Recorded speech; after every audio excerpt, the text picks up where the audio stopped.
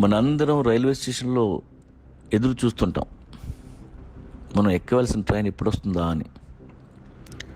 అందరి ట్రైన్స్ వస్తుంటాయి, అందరూ ఎక్కి వెళ్ళిపోతుంటారు.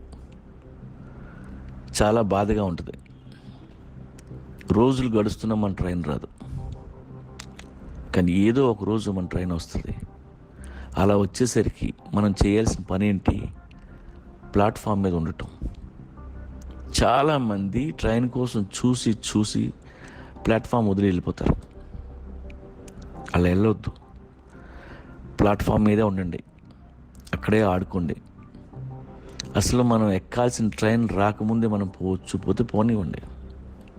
అక్కడే ఉంటూ ప్లాట్ఫామ్ మీద ఆడుకుంటూ చనిపోయే వాళ్ళంటే నాకు ఇష్టం.